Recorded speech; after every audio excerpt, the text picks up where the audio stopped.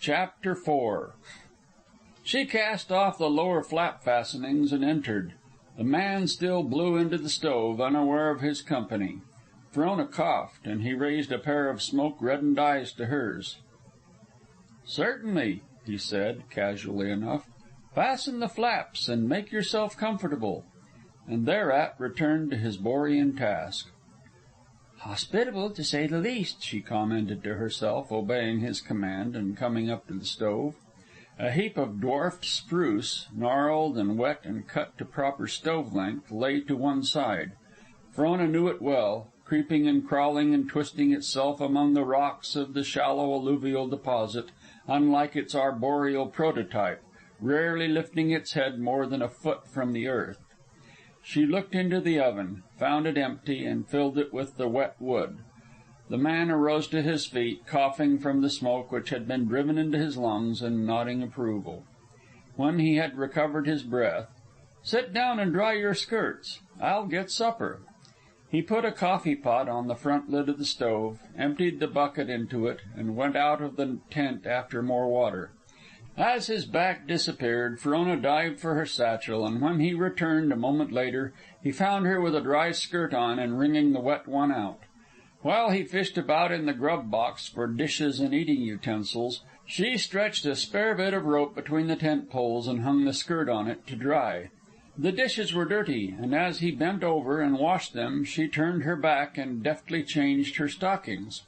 Her childhood had taught her the value of well-cared feet for the trail.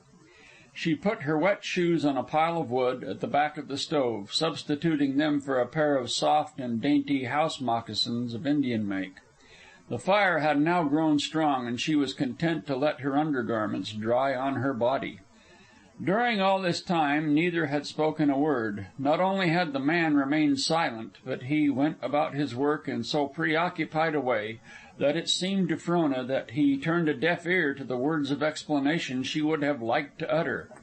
His whole bearing conveyed the impression that it was the most ordinary thing under the sun for a young woman to come in out of the storm and night and partake of his hospitality. In one way she liked this, but in so far as she did not comprehend it, she was troubled.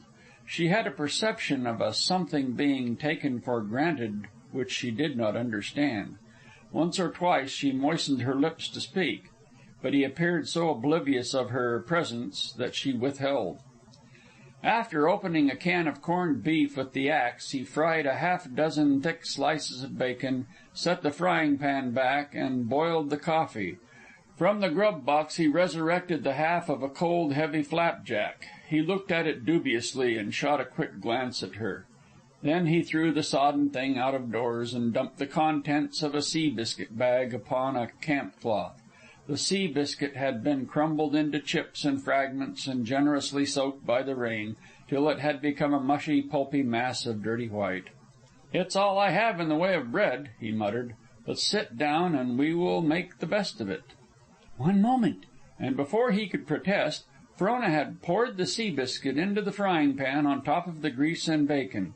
To this she added a couple of cups of water and stirred briskly over the fire. When it had sobbed and sighed with the heat for some few minutes, she sliced up the corned beef and mixed it in with the rest. And by the time she had seasoned it heavily with salt and black pepper, a savory steam was rising from the concoction. "Must say it's pretty good stuff," he said, balancing his plate on his knee and sampling the mess avidiously. "What do you happen to call it?" "Slumgullion," she responded curtly, and thereafter the meal went on in silence.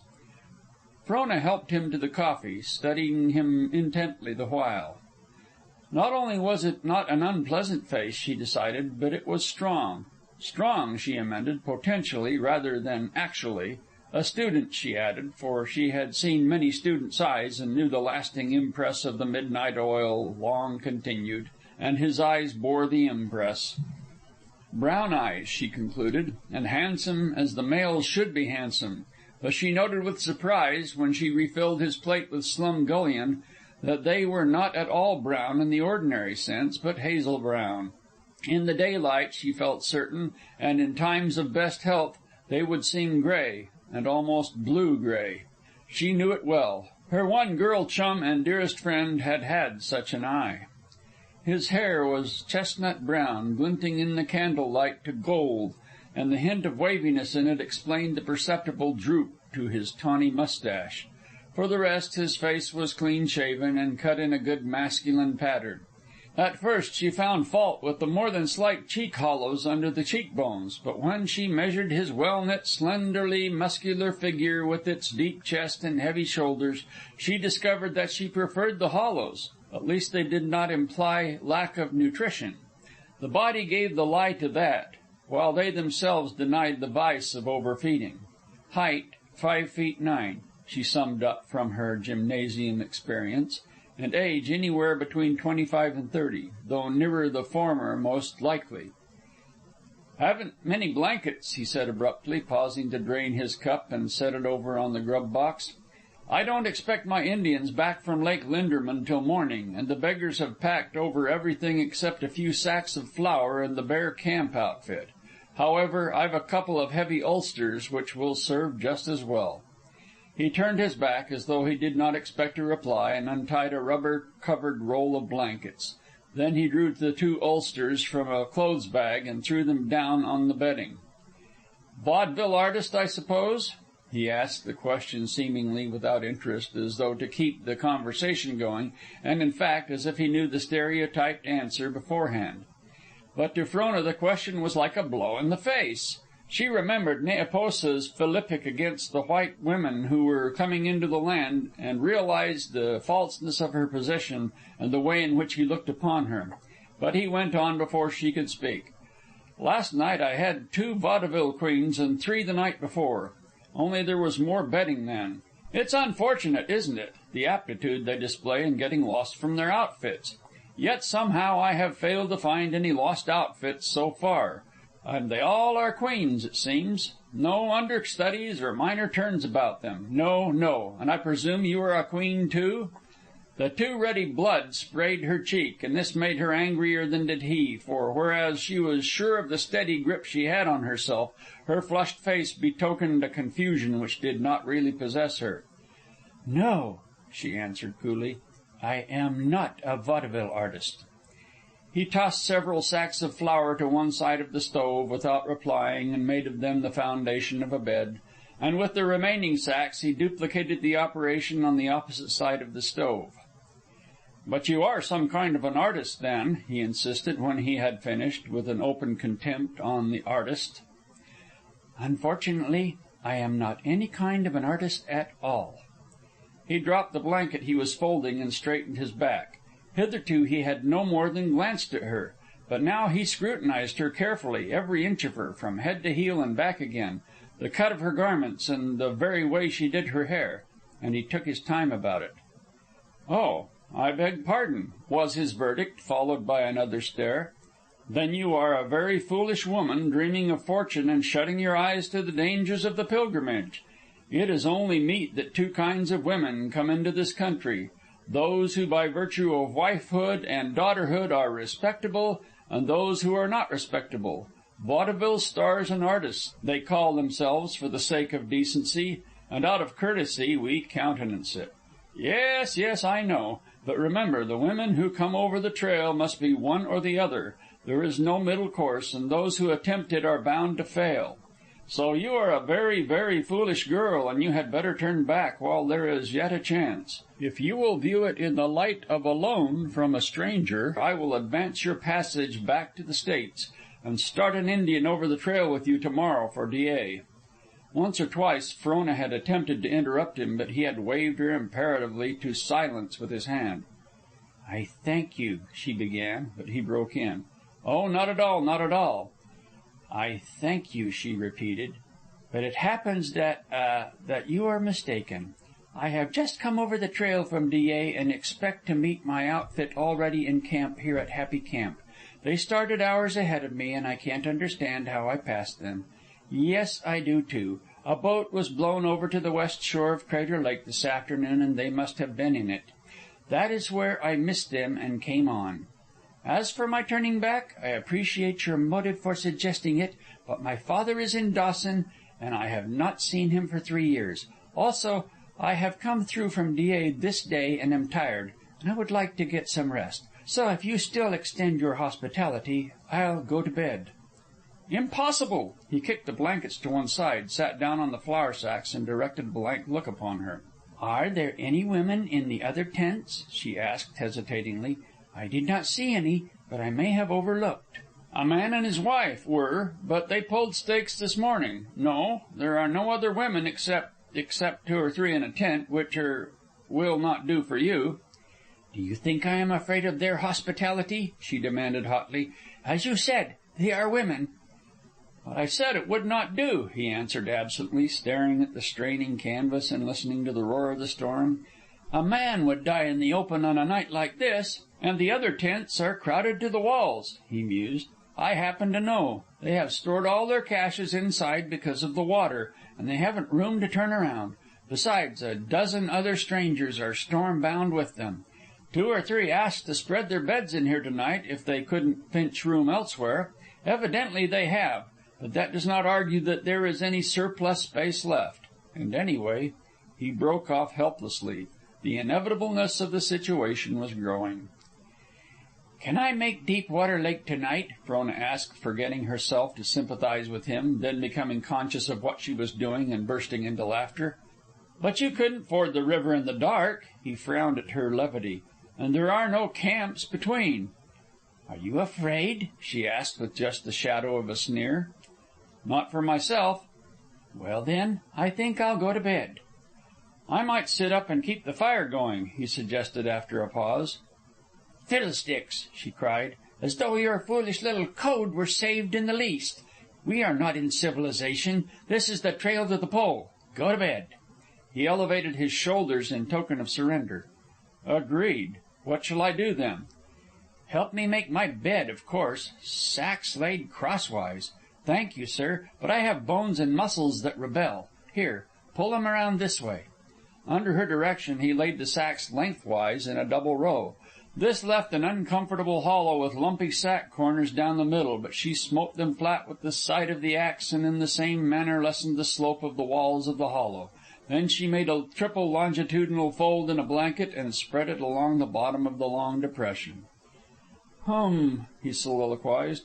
"Now I see why I sleep so badly. Here goes," and he speedily flung his own sacks into shape. "It is plain you are unused to the trail," she informed him, spreading the topmost blanket and sitting down. "Perhaps so," he made answer. "But what do you know about this trail life?" he growled a little later. "Enough to conform," she rejoined equivocally, pulling out the dried wood from the oven and replacing it with wet. "Listen to it! How it storms!" he exclaimed. "It's growing worse, if worse be possible." The tent reeled under the blows of the wind, the canvas booming hollowly at every shock, while the sleet and rain rattled overhead like skirmish fire grown into a battle. In the lulls they could hear the water streaming off at the side walls with the noise of small cataracts. He reached up curiously and touched the wet roof. A burst of water followed instantly at the point of contact and coursed down upon the grub box. "You mustn't do that!" Frona cried, springing to her feet. She put her finger on the spot and, pressing tightly against the canvas, ran it down to the side wall. The leak at once stopped.